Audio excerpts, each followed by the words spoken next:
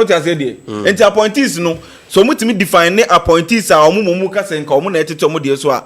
Then there's no need for us to also define our appointees. May come a Ghana for United as I say. And near my car say better to so the first one bre o my Ghana. But enne omu de 40 billion. So one difference no. 9 billion as against 40 billion. The difference no wo. Ewa may come a Ghana for United. Ye beji jisaka we ewie. The next 4 years ye bunkunta. You will see say a Canada hona sa akosro.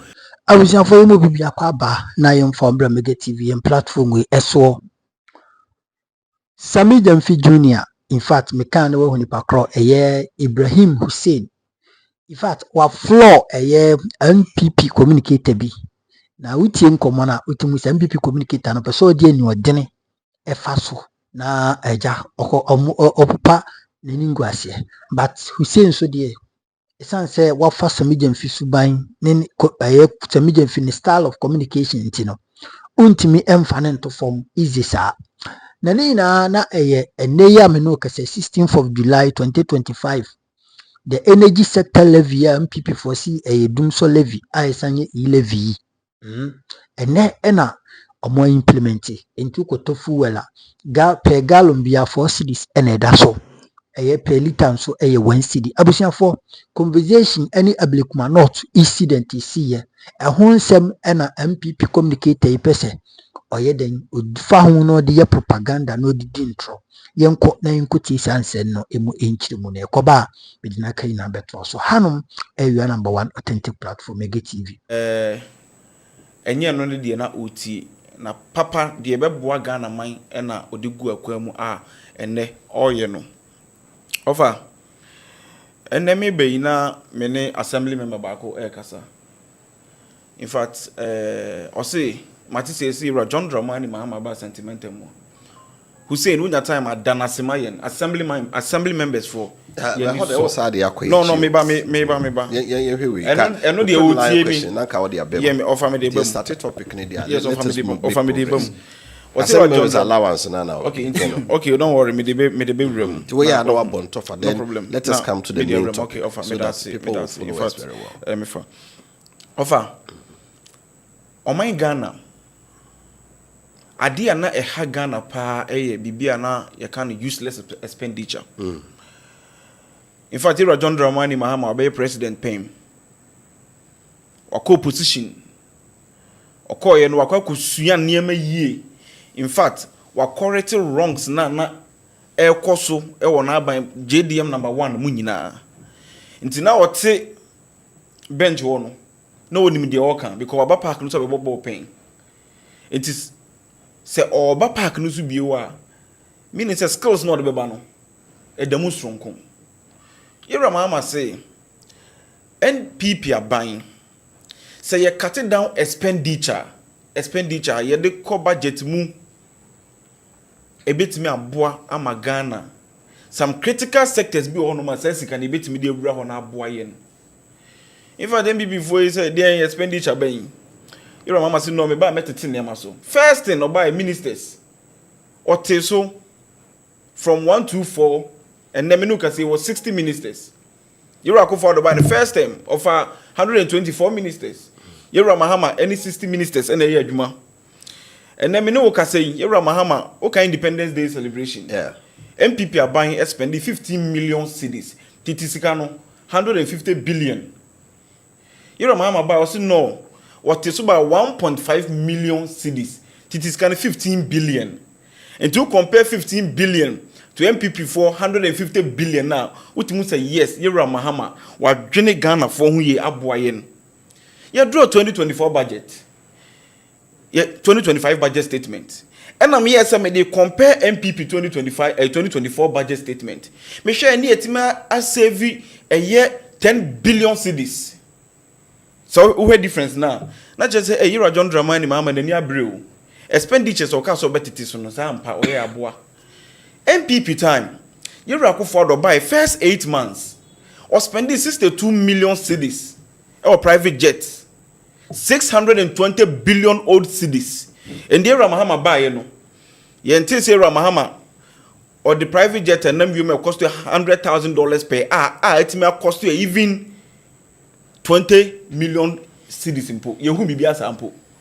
That should tell you say Ira Mahama ne ba na oba no na mpa oba aba be Ghana a free eye enkwasom ene expenditures na eboro so ema Ghana fo na Ghana fo ebre so complain say adenti na aban wonkwa wo enjoy way yes say allowances yes oko meeting krampo a certain allowance we yes say allowance clothes allowances bia no eye amanyofo ye na ye enjoy ye na ye benefit Ghana for bre ye omutu ato de ma ye no na ye enjoy wo sa name nti Ghana for bebre na ye so mani nje sa name no ho ni Ira Mahama ka se oba ampa so be ye e no oba ye nso so enima mbobo si won so aye bi na ne e na ye te eye fuel allowance a o se eye na appointees government appointees na no tin ton time na e ba ye no me hu say NPP fo ni bebra start e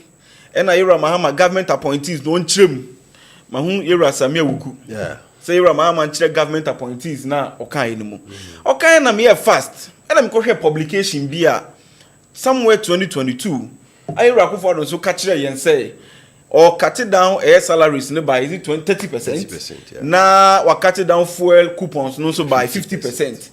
Or you sue government appointees. And NPP before government appointees na him for. Some monte government appointees as here. Mo ankasa mo ka kire yen say 2022 say mo so mo pese mo cut bibi sa. Na mo government appointees no 50% of air fuel coupon. No am 30% of their salary. Even na no kra na mo ka say mo ye kra no. Ohia a bag Ghana had him say 83 comes see 2022. Offer the make not as there. Enti appointees no. So mutimi define appointees are omo ka say nka omo na etete omo de so a.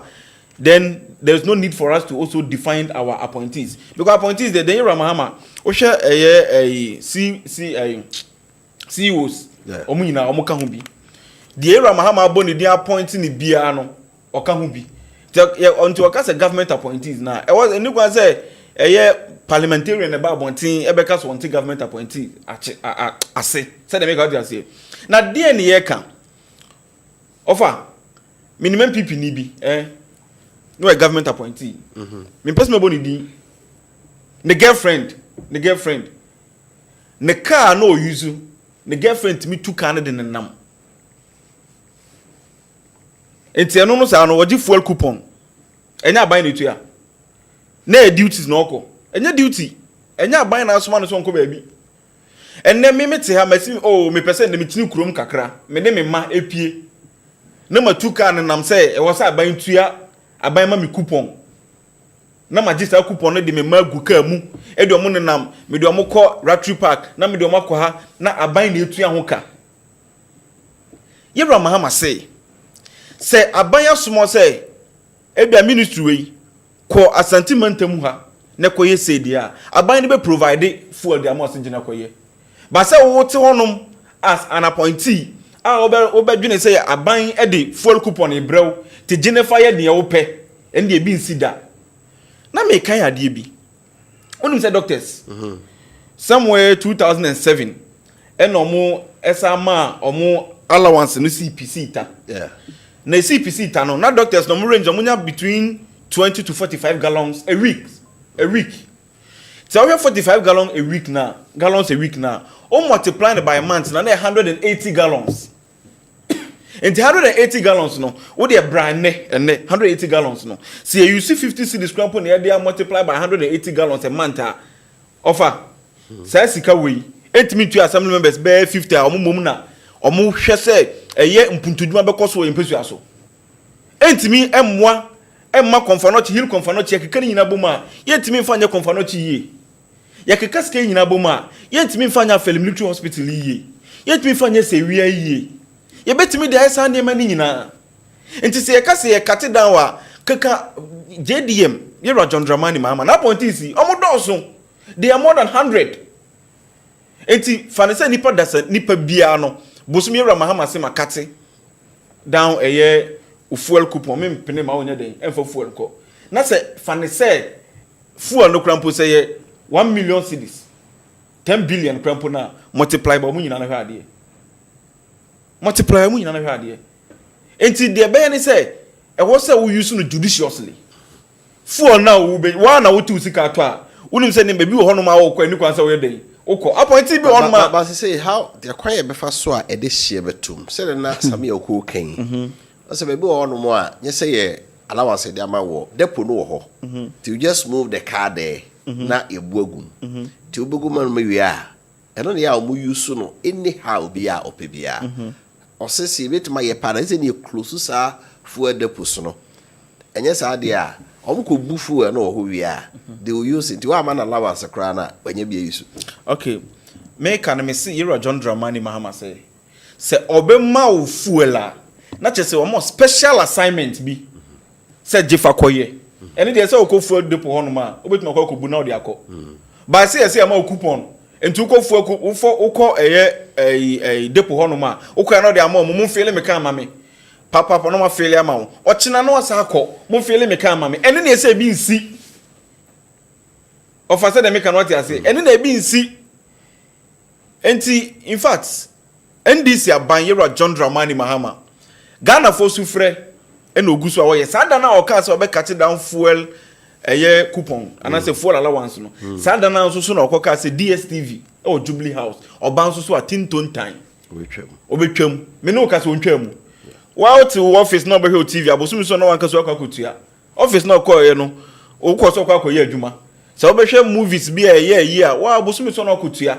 okay because ni nyina ye eka eni asudi e de ba eya ban mu anything na budget e draw 2025 budget statement no we dey compare 2024 budget statement na difference ni 10 billion cedis edemu no enti we ya ban a odwene Ghana ho you need prudent measures a aban bia de begu akwan mu no ena be boa ma Ghana fo so mo ato mu okay enti ofa dia bayi Ghana fo ani gie ena aba ye nyina ye nsom Ira John Dramani Mahama odwene ye hu yie okay enne expenditures bebre atete so ya ti say high sense who ye free mu minim say NPP for is omo how ne say ade Ira John Mahama yi so omo say babaka omo timi nka so omo de ba ena ma wo say mi hu bi o NDC platforms bi so e bi ye say de ye NDC for ne bi ya ne ye say appointees de ye bi mu ya ne ye say we ye sacrifice e de ama man nyinaa na nkofo ya sa ba be say ba be luti o man na sa aka ho na jesi de kwa be so tie on say omo ba pelut akoso o mabam lut ndi me ka sembo so ade be chen say ne wa unim ye sacrifice abo ma Ghana akoso ye no omo de omo ba na omo ba be luti ni mo enti ye wa ban bi a otie Ghana fo ne wagye atumu wo so betete ne ma so ampa watete ne ma so ama ya den aboa ye we e ka menu mienu nyina so enti ye hunu say aban ankasa nso so astart ye bibi no se yeso so ye betimi ay sacrifice bibi se ne be ya e betimi aboa ma oman ni nyina den akoso right but I say Hussein Ibrahim kasa ema the ruling NDC ono no watenka on the scrapping of fuel allowance ya man peni say oye free we appointee a ya ma say bio ameko Dr. Simon Boate o na nti the opposition for so moka doc over dedi kan mechia wahwefo ni wotiefo nyina na machia atwemango beja man titru toase na masa achia honorable Michael Amwoku the incoming pragmatic secretary Ashanti region ye nyina yesu free new hands new thinking we a thought leader at this moment and I think say is one of the best guys that we need to consider. Machia Minua Hussein. In fact, my share need over. Na nye say no communicate. And there will break. Machia Hussein. Hussein is a very strong guy, very eloquent, very articulate. Nene na asem no insisiso. So. The is over so I want to. Abrante binim say we share need that. In opposition days very articulate, but ene obo defense into obre. Over the NSC. BBNC a QNet governance and strategy na no mudidie. QNet governance strategy na. Any day. Eno na esi. The woman say etiefo ne ahwefo say mo hwe me na wutie mi a BBNC echina aban the 4 cities ni echire to petrol 1 gallon bia obeto bia so. Na ompese obeti na obubefunti ena wabeka sa asem we di awram. Enti eneye e wosanke ye discuss ye ka petrol na ye betum 5 cedis, almost 5 cedis I dey to 1 gallon biaso no ene yetia discuss petrol ye bete so a enya no kre edi no fa me say a QNet is nothing but diversionary communication tactics. BBNC it is a wo hwe me etina no kre wo mu ni say aban the 4 cedis 50 pesos ana na chi beto petrol 1 gallon biaso eno na on pese wo beti eno odi san komo we aba betu ene na ye nyina ye discuss but boa ho because ubetua sa esika no ye beto to lorry fame if it's a petrol ye ba betutum president ejina simpie su kan asem we ya say petrol allowance ye de ma government appointees offer we ye free ho no ena deputy director of communication at the Jubilee House ye nua ba Shamima Muslim aba bonti abeka kire say petrol no aban no nyimfi okra na emomade ye state travels any official duties there offer sa petrol no aban de bema ye wo document bi a stipulating official duties any official travels o mama yes document bi za so how are they operationalizing official travels official duty abraye nyina ye nim Ghana asemwa onu CEO no onu MC no onu DC no I will take control the buck stops with him at the district level at the municipal level at the whatever ministerial level now or no si or ko baby who stops that minister enti senka omo no si omo penioma ya enka omo the document bia ba senye diversionary communication tactics any QNet governance strategy ya enka omo the document bia ba stipulate say when your friend official travel when your friend official duty enti anything beyond that it is not official so we are not going to give you the petrol allowance. And ya can say they discuss it. And as senpai that wa a year 5 cedis are buying better to petrol 1 gallon biasmo. Yato. Because of our honey. Oh, yato. But the reality still stands. It's about 5 cedis now buying better to so. Many will say. Offer 6 months BH no. Mumisa sasemwe. Mumisa buying na pamfo Hussein in call for say. What titi petrol ni so no cost ni yesen e car ya boy yesen e na ye entity so no e car ya boy yesen mama controller mumisa this question no mo fa figures ni mra se bra wo si wo yi allowance ni free on 6 months echi se sa de we meminim se e maso engosi hwe sir offer because aban say obeye free ni deputy director of communication ambassador bi state travels official duty ye nyim free ho. Meanwhile, you need official document framework there. Yes, official duty. Full and Is that what he's trying to say? That is what Shamima is saying. I can quote you. I can quote you. For no we are going to for official travels. You see, and that's the point we are talking about. And to say neno meme baha. Yen in Ghana situation no. Me baha na china me tuka nam toansi. Na makwaba na me beka chiro say me call official duty. So record as official duty. How? Because I can come and write report and or whatever to buttress me point say me call official duty and ombetua. Yen the corrupt hekoso. Ni akan buttress there's no framework, there's no guideline, there's no nothing. Guide here. Now for beyond everything. Sir announcement you can now policy say kobase bemwa a recipe for corruption. I didn't hear. Because akwesiko no gina kwentia ye bufa ha near the asha ye mai enye aban we and oban no see Jubilee House appointment na government general appointment what is so but ye nyina ye nim say the expenditure regarding on the governance structure na machinery now what is no about 10 times na Akufo-Addo de ye nim ye nim say na Akufo-Addo de na so no wo Jubilee House no ye bo hu ka 300 and something million ene ono na ono si wate so no bo hu ka 3 point something billion. That is the difference.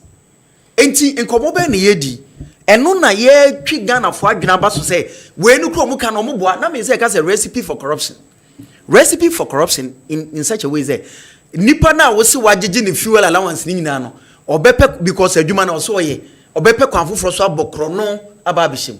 Etimi practically sometimes in your ya na yekeka yate salary so yajiwe I don't believe in it. Ye wo man mu na practically ene ofa minim se mo ayi mo afa eye yenuanom mazifo ababo ntia beka se de ekoso report no money nye ho adi ti no money nye ho because dollar no yes atete so but ene omama specific example I think I have it here omo stipulate say car kwa na first omo yi no NPP time na na say dollar no was run omo yi no between 35 to 40,000 no and omo yi no between 50 to 60,000 because GRA for are reclassify that car from van to something no omo kan wasem enti dollar no so dollar na omo ka say atete so no ya tete so all right there but and reflecting obibia mu enti spare parts that so bo that so osro omo kra ka say ebetima pase omo beto to omo ni omum who said the 5 cities almost 5 cities beto to petrol 1 gallon so ebe kan bom di o amane o how abrenipa na wonim sa Ghana fo besu na wakofa sabi enkomo ya ba betum na adwodwo ayi etina me say we ye kill net strategy governance strategy communication strategy and offer moma ye ni na ho aban we there we have some critical questions to ask them at the right time me say mummi say omo policy framework eno na yenua Sammy Gyamfi no mummi say omo policy framework guide we na operationalize enchirechire mu ade e friend official duty na guide ye nyina na at the right time no motima bisa question and one critical question am be say mo bisa after 6 months mummi say otwa sa allowance ni mu no ya bokasen e na wontwa mu no so na ye bokasen na ye mfa ntoto ho then we can make headway right. But I see Dr. Simon Boateng so attending Kano speaking for the opposition NPP. Who said, "I'm not so here. Maybe at the end of how we are able to draw the line." Said na ye king say official travel any bema fuel no. Shamima Muslim, I just read it also. He's also saying say yeah man fuel allowance. Eba sa wo ko be official traveler. Near Mount Fuela, a bit to me as Sonduako. How we are going to regulate. I have said time and again, say sometimes we have V8, do I use soon or man no more harding. Because so be what be a Kumasi, be what cra, be what Sunyai, be what Tamale, be what Takrade. Now a MC and also a CUB a Wahona, and Yadia, the Jumada Nemba Koko, and Crassi Bia. I don't think it should be given a V8. Because so the V8 pa hoka therefore say V8 ba ko to free crime ba kumase o free crime ba se ko tamale o ko wa enya asem ketwa but when they are driving within the city now your fuel V8 ni use a ade ne yentimi nya hye nya cars bia your pickups out to say bia the consumption kra wo fom ya be bi opeso de kro bia ko betimi yakọ because here can sa cars na pa na boy kakese and there will be our kotoka ade a wodwo ba akopa the engine capacity of the car na fe yes at the end of the day how much fuel will you buy a week car na will drive no what of fuel saying now what the association no income sika ba won sem e ba botom bosome no what won said metimi fuel metima to fuel our car na so just to, don't even talk about maintenance Hussein, how are you going to draw this line na yemfa Levier by Namitie Franklin Kujo. Ya waka say a yes man penny to Sana Moy because Wachana oh budget 1 CD per liter. Now so appointee is expending fuel be brave and waka ho de so the tax is coming in tomorrow. And a man penny so anyway Abba. How do you respond to that? Okay, offer. Eddie Kine. A friend is Mr. Simon. Or say Obisa me say Yura Mahama by 6 months in or cut it down fuel allowance no so sika saying na be me say dachi or see policy we are mo the policy ni ba we after 6 months you move pompon that is it after 6 you months right? Those critical okay. After 6 months you bisa say sika say let me save year me bisa no hanum say 2022 Yura ko fordo e cut it down a year by 50%. No, tell me. What am I? That is why I'm coming. Oh, please, Mebao. Not just your government was reckless. No. You see, that's what you are trying to say. Somebody acquisition. For result, Biama. That's what means for results. Then your own was reckless. And for results, compare your government to our government. The person make out say no. They are quite different. mumu de na mo anya hwe yan firi mu ye me de say NPP 40 o mehu ne say Irakufo ado say 419 na 2022 omo ye e de ma Ghana fo bandera John Dramani Mahama de no me ka ma Ghana fo nyina ate ase say eniema ye ka say e betete so na de faso abre o man Ghana wo wontia na me ka say Independence Day mumu spend 15 million cedis 150 billion old cedis but you spend 1.5 million cedis 15 what billion cedis enti edin faso bre o man no how many days ni 6 March January February March April May June July 4 months money 4 months ni yetima save Ghana over 100 billion cedis titiska no 100 billion cedis enti mesrew e bia na wuni me no ena na obi sa framework in fact emi de so omoma faili enti no meet me bisa no omom framework omo de ye omo 50% cut cut off no but ye John Dramani mama okay na say o catch na appointee say mo bia ntu kwan with first class okay yeah o say wu tu kwan a obeba office obeba be kire die nti a wu tu kwan na no kura no memfa first class ukoba nso a fa report ye den ebra report e kire so okoye say adwuma we ABCD nti wotimika sasemo die nti na say wo ye minister now minister no you are accountable to the people and to the president or no de oba ye no untimi o ma assignment bi se kwane koya on fa report mbre no assignment a president dey ma obi an okwa report ba wo the report ba it is a president aka cho se koye se na okoji fuel a ampa fuel no e de ye betro say oh asimesi beji fuel say okọ jaache it is okọ jaache wona oba wo the report of eniema na okọ ye wo jaache won de beba na aban na ye da hu but difference ni say mumu de na sebi mpeduasa mo girlfriends ni bi kurampo etuka aban ne ma no coupon no wade atofu alagum na ne girlfriend ne nam krom no asesa ne ma de agum na ne one ne ma echini na ye Ghana for ya na mo gigi Ghana e levy mo gigi Ghana for e levy ni nyina echi na mo de yes an ne ma no na ha Ghana for but one city na wo ka se nyame adoma wo chena e ba no 4 no 1 city per liter 1 city yeti Ghana ye to petrol gallon please o ka sana ma e 1 city per liter na o ka se chena e de ba no offer Ghana ni na o tie mi no who ni say yes leadership by example yero John Dramani Mahama in fact wa kire sampa ni fie o siesie fie yie o wi an obeka cha abonti so for say mesre mommoa na munsumu siesie abonti yie o ka say Irakufo do ka kire say entitled about 2022 no ni belt hook sir yes yero Mahama ka kire en say ye entitled belt Ghana fo nyina musampa o belt hook because about 6 months ni watete niam so me hu sampa o bet hook he mama nka asem we nkyerɛw ne hu difference no one city no yen kan kyerɛ Ghana for say one city ni agide adi enum nyafunyafo eyemo 3.7 billion dollars eka NPP aban edi jayen ene ye di jisika we kakra ni die tia ja na musumu ja bi me pa jo say omonko ani ja na musumu in fact NDC die jaye se wo de ba dollars mo a ana wo de ba cedis mo who calculate with the data message rate na 3.8 na say 4.2 cedis kwa na 9 billion cedis but enne omo de 40 billion so one difference no 9 billion as against 40 billion the difference no wo mu and I was see etimi tua saa e ka we nyina di free honum because ye koto fango a ye disika ene kwa koto na maboss aka we aguo me won so ye the esla ba sen ka esla mbe tuatua this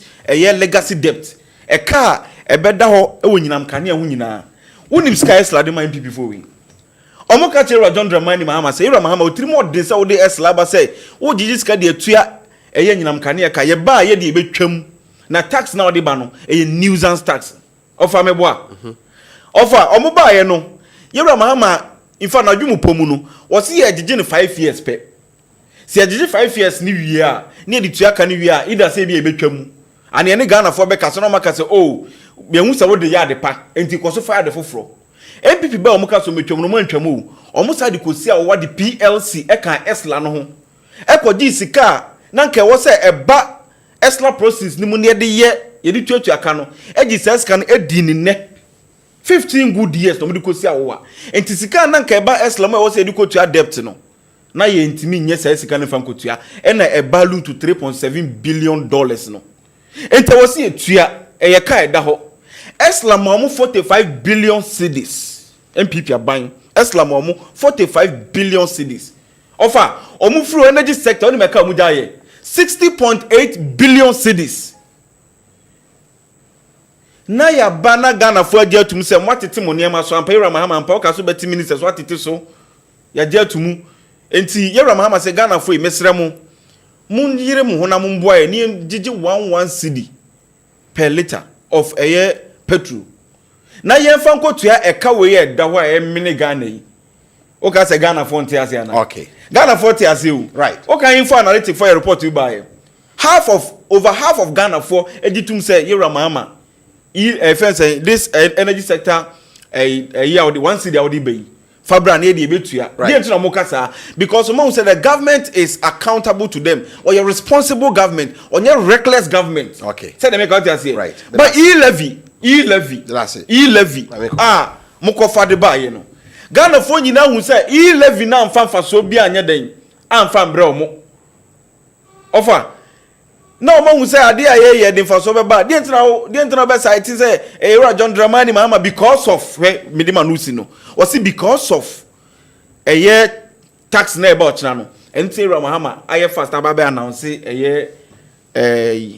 fuel o see fuel allowance also or cut it down dey free na appointees mu sa promise we ye campaign ye kan you ya Canada right enti na what to say ye kan enya de foforo na ye dey ba ya kan eni ye di so right but that's it Hussein my make call doctor dog over the American is a mini Hussein or bre any intro any nkontompo ye nyina ye energy sector legacy debt obi a wo tie mi bia nim o computer NDC for amount e wo sa debt nim ekanimu any NPP for ye fa ewo ekanimu in fact omo na eba be free so omo tum se omo pay sika kutua yeka enso so sa brand 2015 that was our worst experience in doing so omo digi scan se omo kotua ni nyina yen NPP for buy wo pa on compute omo the figures right now omo no eka omo boy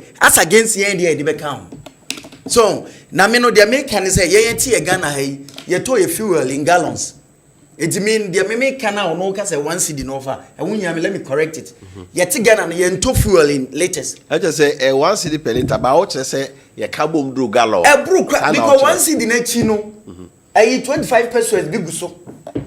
1 cedi no and no mo ka bad e no achi no we did the actual document 25 pesos bi eguso. E di china no kan nyina abomu a. Omo the 4 cedis 50 pesos. Omo the 4 cedis 50 pesos.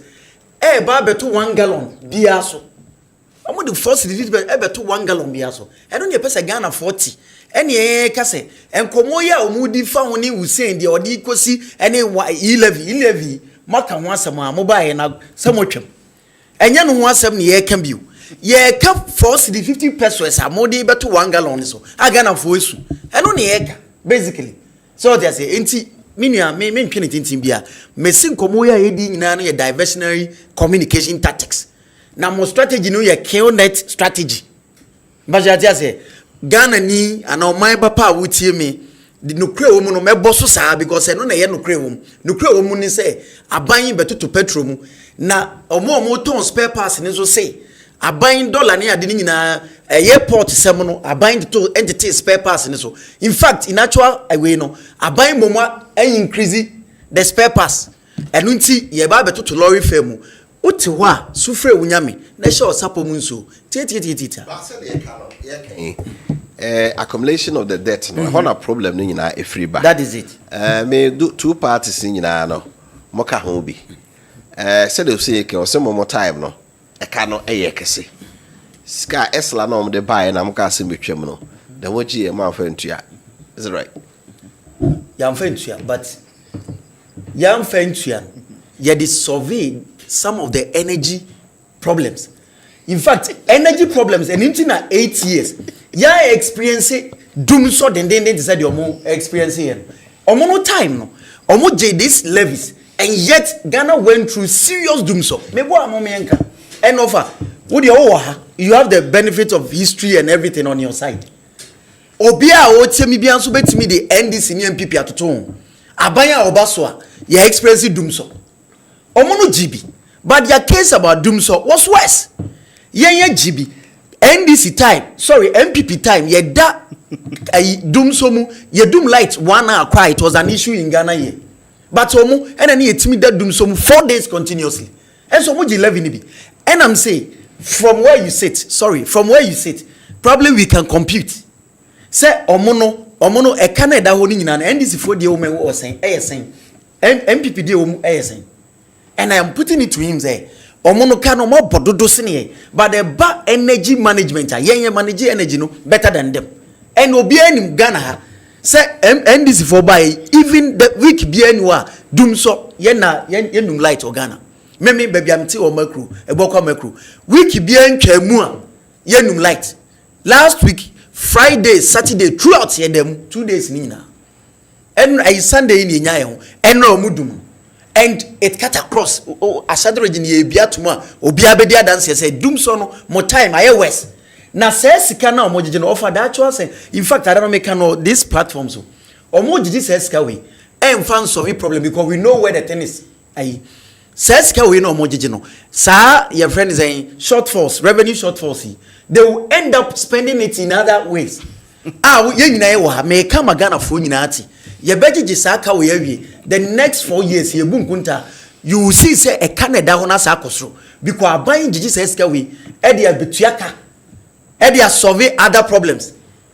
Basically, that's what they are doing. And of I know make me that's CP. I was your for adventure. You idea now here Kesman television so my message is kakra.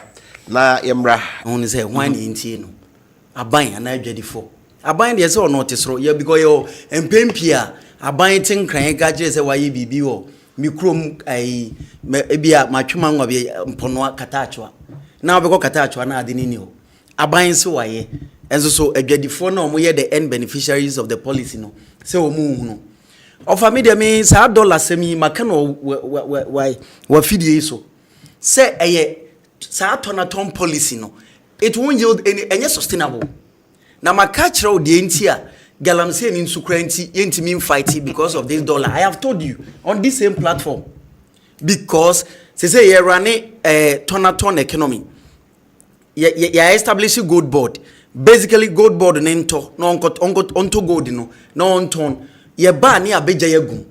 So the bottom line is that enye say ye produce bibi ena yede eketeli ana yede manage the cities we no nemom ye kotogodo ne ye koton ne nyesika na eba ne aba beja yegum and ye jaiguma even the end beneficiaries are not benefiting, but the consequences no ye environment insase na yebre. And I have said this and I'm repeating it, say galamsey yentimi fight yentimi ku galamsey no because ada aban no begu galamsey no it means a dollar no be sa akosru bio makasa semwe na me say can bio galamsey no so far as a gold board no ho na pump dollar ban say gold board no ho na toton the dollar bank of Ghana jai dollar na gum saa na say sa tonaton policy we ne ye dia galamsey no obi antimi fight oton because gold board no policy no basically yes gold board no want me to AGI gold want me to Newmont gold it's a small scale in that in a company any galamsey for na gold board need to gold.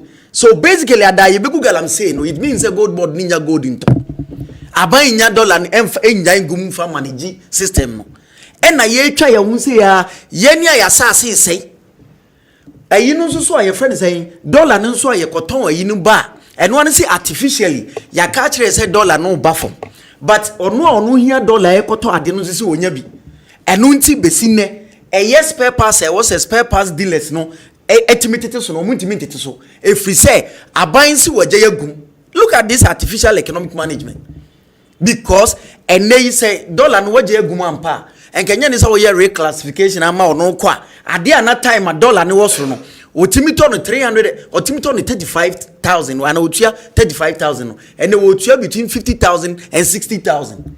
ye wia ne nyina ya say twa ye ho aban ya o sa QNet communication strategy no oba be catch say dollar no wo de abafom yes e kwan bi so no okwa obehu people so no e ho but practically people are saying they are not seeing it eti ebasa course be the theory and practice and practice and theory ubukwa there is wide gulf between theory and practice and the people so no ura bank bia uhwe screen ni so a ya catch say dollar ye turn 10 point something but they no hear dollar no a wote Swami Mazi no ene waye press conference wonya bi eti ofa hwan na yeti no yeti aban ana yetie nipa na ono ho na e wo senko no ato na numtu petro sabi esote gakrai sa ufre obia be hunza ampa okọ pumps na petro so ati gakra but they ono ti your friend say Mazi ho no a ohia sika no de akokra ade ne say dollar no nya nsunsanso woni so eti ni nioma no kwa na ebi obetima sa atom bi aka ho. These are some of the things we are discussing. And of a dollar you komodie nyina no de bia meka in development studies no. O person measure the impact of anything na. You measure it in what you call in its opportunity cost. Sa dollar semi a meka and me say repeat you. Dollar semi a ye kan nyina no moma ye nhwe ye dachi. Because dollar ni in natural sense enye sustainable. Ebe bi ni besi na sa de no dollar sem no nsi no. Na ye nsa ase e won potamu nyina ye wura joma ma ne na pamfo ase ni nyina. Because the galamsey no na manage dollar.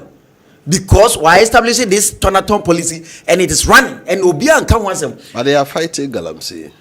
This artificial fighting. Now who say we for the cameras. Of an say I can was some way ya can wahada. Adia minister to me tina camera ni mwesu no. Tina camera ni no osu. Minister yen ya can wahada.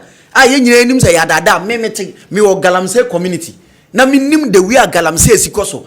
Party constituency chairman we have evidences your friend is saying MC kwa timid drip na yes machines na yemfanyi ya kwan sabi obidi ya galamse won potamu bi won potamu hawo ye wo evidences police fo ekoje machines ye galamse party chairman ejina waka say ma mon fanko ye jina say ye ko galamse na galamse ye ko no on crime and ye ko no TV so and ye ko no bukum enna ye nyina ye to anansesem ena nsase no sei the bottom line is that uye koko kuani a etina bi no dollar ne be cost rank e wo se bi enye nsunsanso wo so no na asase ye de ye koko no na asa na ahye onwanso de hyase ye ba ya ye be ku bi ye de galamse ye de ye presidency ye de ye tumi to line no ye nsunsanso e ba ye so omo na hyase ene ne omo ba ya from omo national executives ebesi form obia omo party ni mukra neka obia ye bi because omo di peska ena ye to one ansem enti of basically media they make say dollar no ye resiama policies na odi agu akom no me practically I think it's not sustainable right enti on pay ye pese manage dollar ni ya mom ye pay policy a ebegye towards production basically because ye nyina ye nim what drives the dollar this importation and so far as I yentimi for policies be my I bet me a towards production.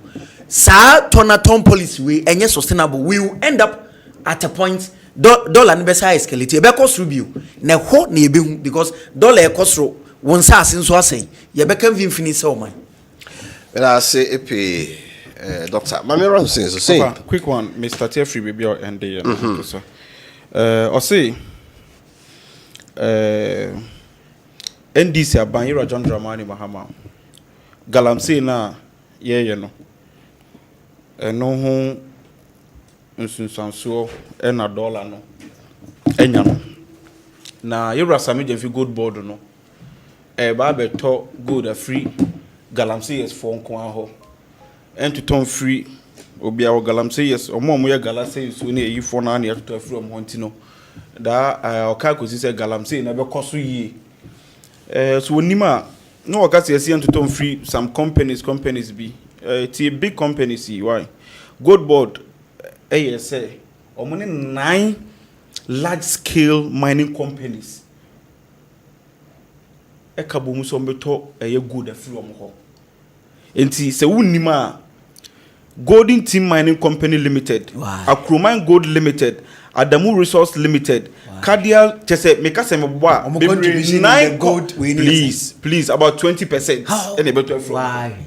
they make cannot say enti say unnim we ya membe ka say Togo da fi oli galamsey yes fon kwa galamsey ya be ni Togo da fi no mi minimo bi a ofre me so per gold board licenses ni bi me frɛ ye Sammy Gyamfi office o mi sam say gold no tofri obeto free infa ya o chere source auto no on chere source auto gold ni free in fact me person me body ye Sammy Gyamfi office abrante ba ka chem so e galamsey ya o tu say nso anfani si ho no okay, so that's what I say. Yeah, you had dollar. No photo change. Again, dollar. Man discuss NDC for na kasa no esuro kosi from NDC for na kasa say omo ye galamsey from so ho ekosi from ho no organizer be na ka say free suro ho ebisi from ho no ye galamsey sa ayin bodini si amama time organizer ono no wo NDC mu I say NDC from a suru ho ebesi from mu nyina galamsey mama time body no memo but we entro body no listen you national platform so and to be try to obi so a na che say yen kontompo ba names bi aba e bi no ma be di nice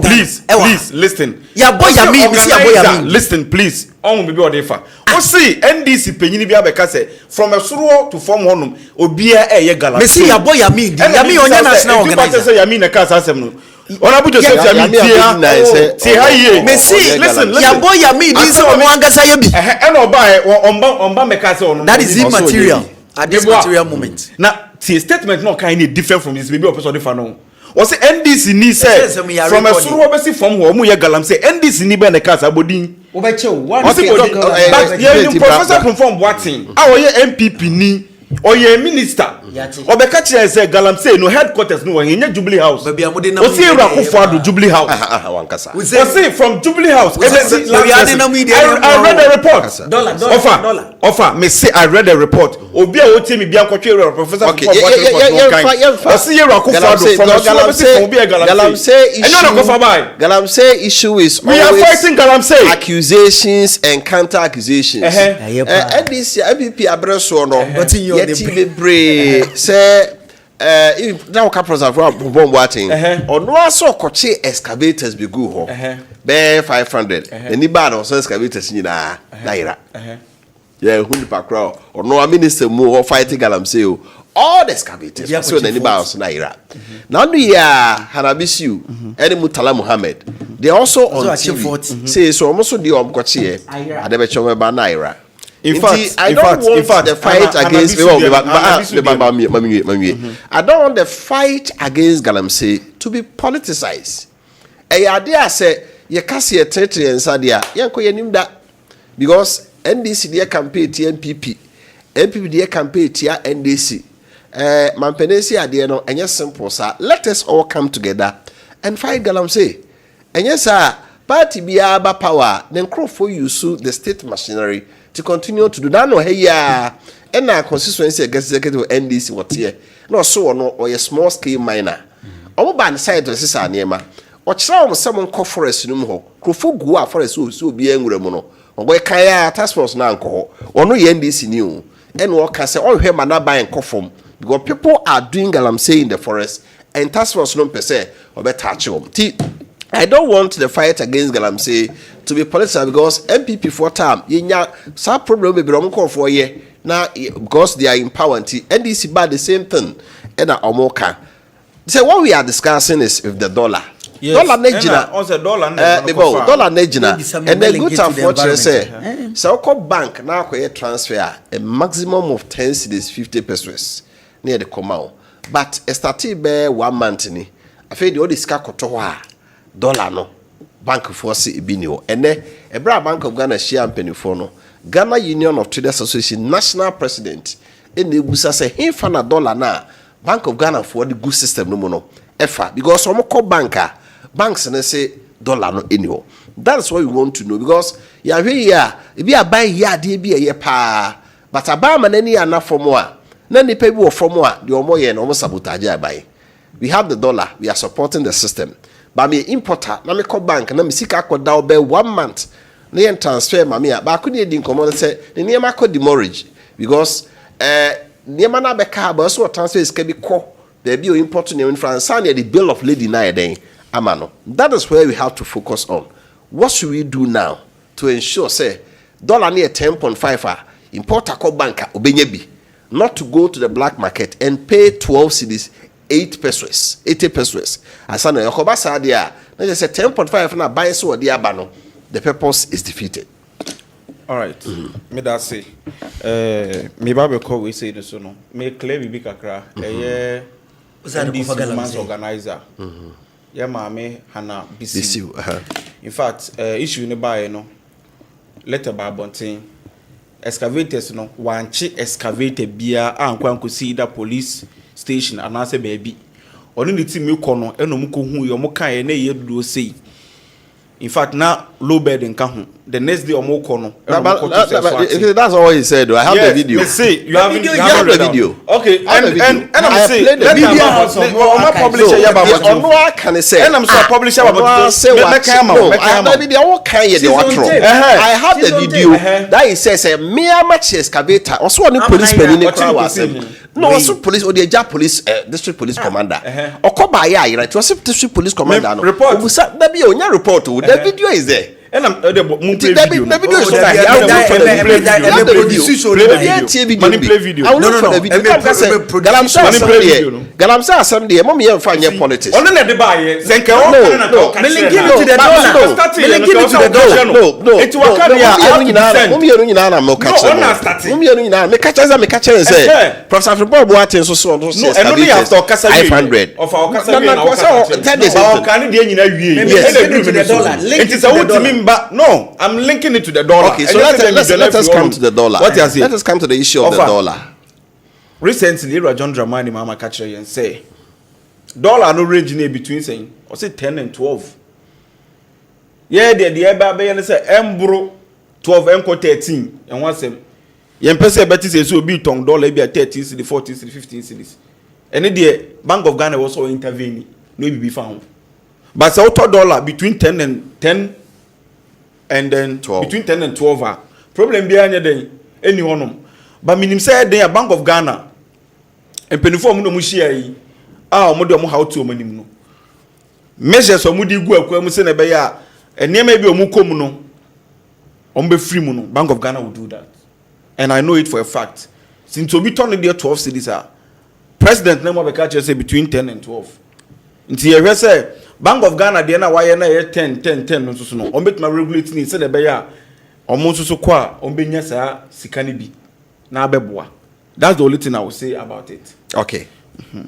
Right. For we dollar ho asem said the Bank of Ghana omo regulated dollar to ensure say enkosoro mbroso ene said the adwadifo no so ka say upe bi ata okọ banka udusika koto initially say di na ohwe a na enya bi ama o na call na otwemienu na call na otwemiensa now aduru be bosome eno mbusa say where is the dollar ya ebetimi enya pie na aboama say rate near 10.5 there then ebetimi so siano madam galam say video na ko yaba no I don't want us to revisit galam say issues so say this is a video. The program na mustala ne friend say hanabisi utiso na no mo ka say ade no nipa bi wo system no mo a say am fight wo mo a galam say because one is a minister one is a CEO omo mi no say nipa wo system no ya fight wo mo a wo fight ma galam say no it will fight you because the obachi ade ndi akuma no ono a na be ma ye jai wo mo a for the better of that ye ntie video no kakra bi na ntie de hanabisi kai is it the control board? And when you remove the control board and they remove the control system, is it the control board? And when you remove the control board, the machine cannot move. Now, it was because they removed the control board. After the security agencies left, about 40 of them were taken over. They came, fixed the control board, and moved the excavators. 40 excavators in a way. Me pacho Samren na mini lobe. Every anti-way and sema MPP communicator any Hussein ɛde to edwa na wotie conversation na wotimu sɛ me ba bia hodom ye mesere kwa ne sɛ bra na NPP communicator no ankasa admit sɛ omo ba ban mu no omo gigi taxes bi na taxes na omo gigi ye no ohun ba bia ekusi ye na ye me de pa sɛ NDC NPP communicator no ono ankasa wo bie na no na wato na ntuo na ɔka saa no kware no what you say na ɔka saa no kware no because MPP were ban mu for 8 good years omo gigi 11 yemisa se 11 omo de ye den omo de kutwa birthday cake se chimi se bunsu se mu na mo kai omo gigi covid-19 tax yebisa se covid-19 tax na omo de ye den ye hu de omo de ye okurom ha MPP for gigi omo kan say bola tax emission receipt tax in omo gigi ye omo san agi bonus a eda anase winning bonus a se woye bet utwa bet ya branche ana babaawa ana panyina kokora na utwa bet no nyankopɔ ye wadom na wudi a sika obenya no 10% unya 100 cedis MPP for agi 10 cedis every so yemisa se sika no nyina no omo adi yeden ukurum ha ene NDC for amayati asese ampa yewura Professor Moss kufo ene John Mahama ye otisuim omo eboka ewo e-levy ho sorry omo boka wo energy sector ho eka bi da ho no before say Kufado ebefa na yewura Kufado nso baaye no ekaka pa no nso ebo beto ho no echen Mahama ne first term no yewura Tamos ono nso ne de ene kufo de a ogya ne ho Kufado de that is nchidemu na mede ma no enti for that matter no saka we nyina accumulate no omo ntimi ntena se enhwe kwa se ka no enkoso anko nenim because e basa ema ye nyinam kanea no eye oma ye nyinam kanea no enya ahoden engina ne nan so enti e wo se omo pe bibi na omo ye den omo ye ehonom ena yewura John Mahama se mo be kaya bra na eye ne second term oba MPP for me ye nyina etiase omo yi na etiase se there are crisis and there is crisis in the energy sector. I was say Mahama so amumu a o take action fast. Even they told us about 5 hours fuel and I then aka honum nti yedi Mahama usisu ni na no de ni to nti so obehwa federal government of Tinubu, federal government of Nigeria, the president of Nigeria, Yewura Tinubu ebabi. Na boba ni na no bilateral cooperation.